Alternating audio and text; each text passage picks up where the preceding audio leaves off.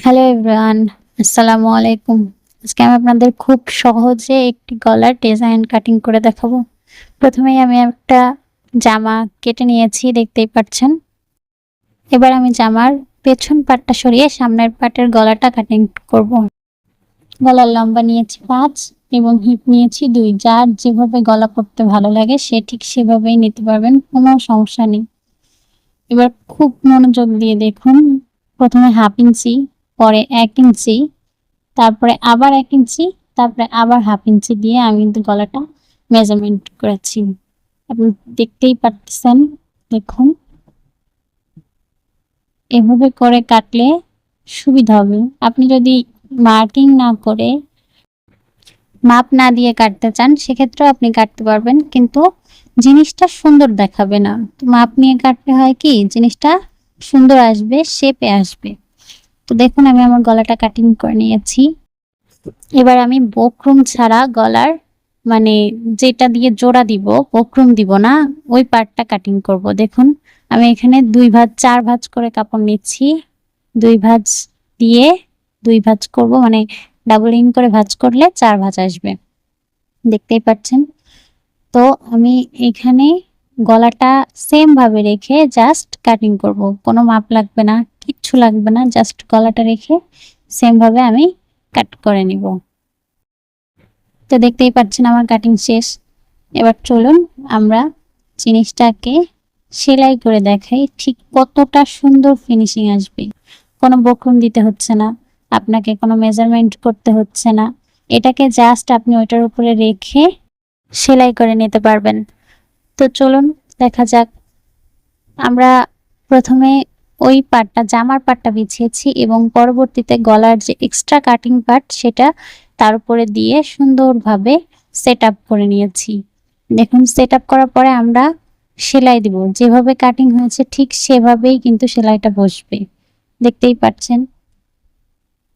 সেলাইটা একদম নিখুঁতভাবে দিতে হবে, যাতে কাপড় বেশিও না থাকে কমও না থাকে, একদম সুন্দর স্মুথ। সেলাইয়ের ফিনিশিং যত ভালো হবে গলার ফিনিশিং কিন্তু ঠিক ততটাই সুন্দর আসবে।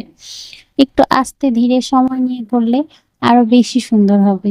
তো দেখুন, আমরা কিন্তু সেলাইয়ের ফিনিশিংটা অনেক সুন্দর করে দেওয়ার ট্রাই করছি।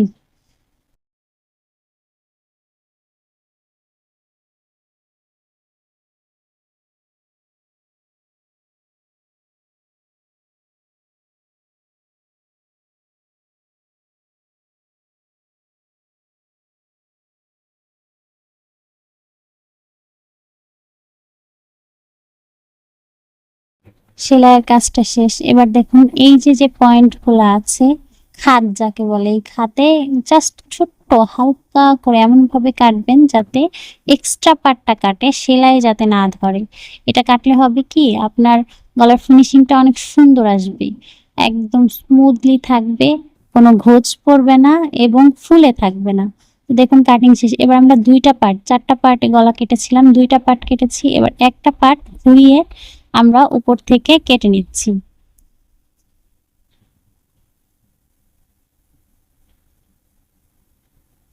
দেখুন, আমি শুধু উপরের পাটটাই কিন্তু কাটছি, নিচের পাটটা রয়ে গেছে, শুধুমাত্র উপরের পাটটা কেটেছি।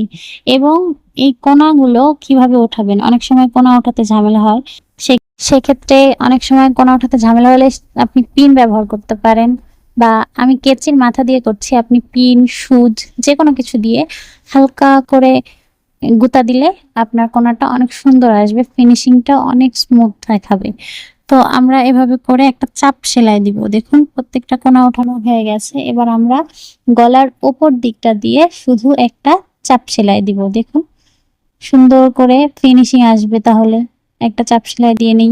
চলুন আমরা চাপ সেলাইটা দিয়ে নিচ্ছি।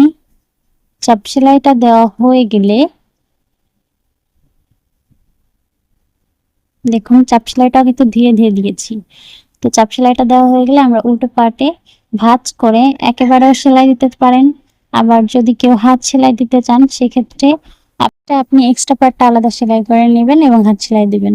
তো দেখুন, আমাদের জামাটা কিন্তু রেডি হয়ে গেছে।